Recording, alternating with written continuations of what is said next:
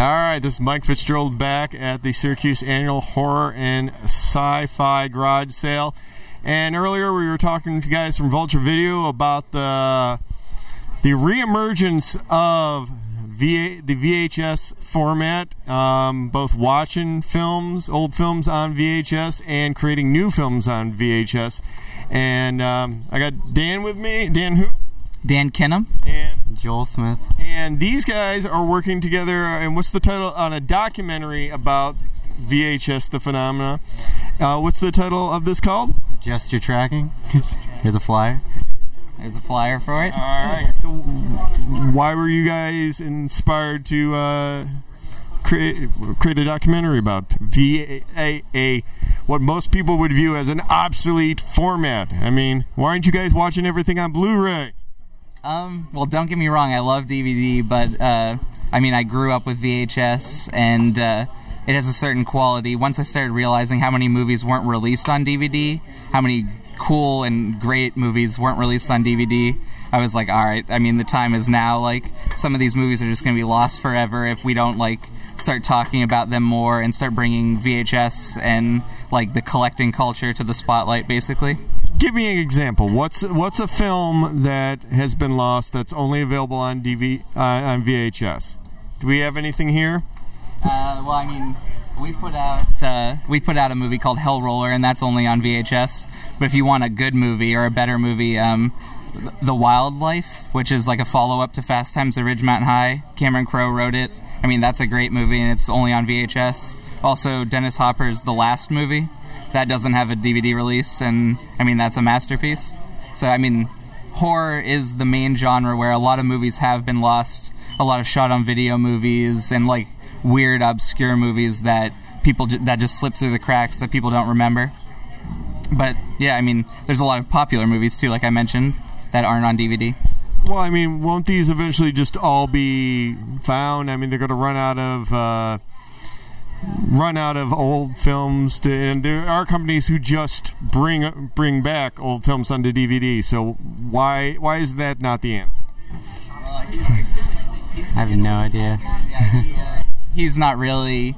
I mean, he's helping with the documentary, but he's not super into VHS. But basically, oh, okay. Yeah. All right. Yeah. Basically, there's always going to be new movies coming out, right? But there's certain, like, rights issues. I mean, people, like, something like this. I mean, a movie called Hell Roller, that just would never get a DVD release. Nobody knows who owns the rights to it. And, like, there's just not enough interest in the general public's eye, I guess, to release it. Now, how does that happen? How do the rights get lost like that? Well, basically, like, with the release of Hell Roller that we did, there were two directors originally, and one of them died, and he was the one who owned the bulk of the rights, and the rights are gone with him.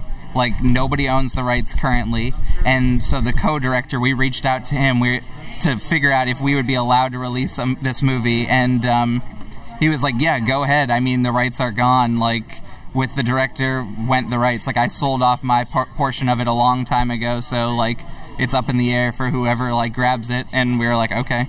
And same thing happens with other movies. Like, there's some things that I find on tape that I can't even find mention of online. Like, so in order, like, if I can't even find a mention of the movie, like, finding the rights to that movie is going to be super hard. Are you suggesting the internet is not complete?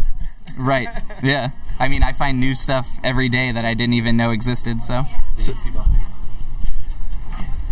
we're working a business here, too. So why was it important for you to save Hell Roller? Well, the second I saw Hell Roller in the store and bought it, got to do a little business. That's fine.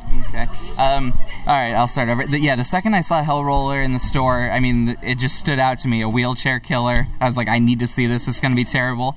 And I watched it, and it feels like I just found it, like, on the ground. It's that bad.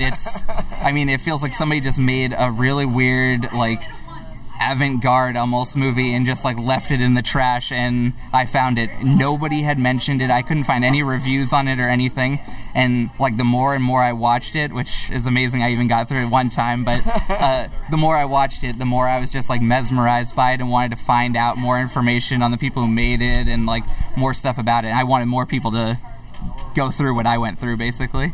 All right, now you had this little handwritten sign said worst movie ever. Yeah. Okay. Now, do you think it was intentionally made as a bad film? Yes, but I also think it was made with heart. Like there's definitely a difference between people who go out and like, all right, I'm gonna try and make a terrible movie as an homage to like, you know, the bad movies that I remember as a kid or whatever. But this movie went into it wanting to make something cheesy and something bad, but also like trying to take it seriously. Like, no, like they don't like. I mean, there's no actors laughing in the scenes. There's no like stupid jokes. They take it like straightforward. Like, I mean, this is a serious slasher movie. So yeah, I mean, I forget what was the rest of it? Oh, okay. Oh, So, yes. Well, worst movie ever. I mean, yes. yeah, worst movie ever. Trust me when I say this. I mean, I've watched so many movies, and Hellroller is the worst movie ever. have you seen Hellroller? Yeah, it's pretty bad, but still, it's a lot of fun and definitely worth watching.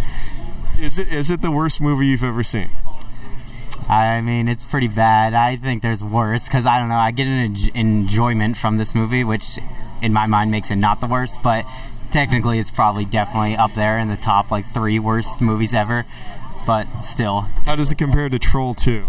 Troll 2? I haven't seen Troll 2. You have not seen Troll 2? I've seen Troll 2. Should he be allowed in here if he's not seen Troll 2? I'll get him to watch it. Oh, okay, yes. But yeah, I think Troll 2 is underrated. I love that movie.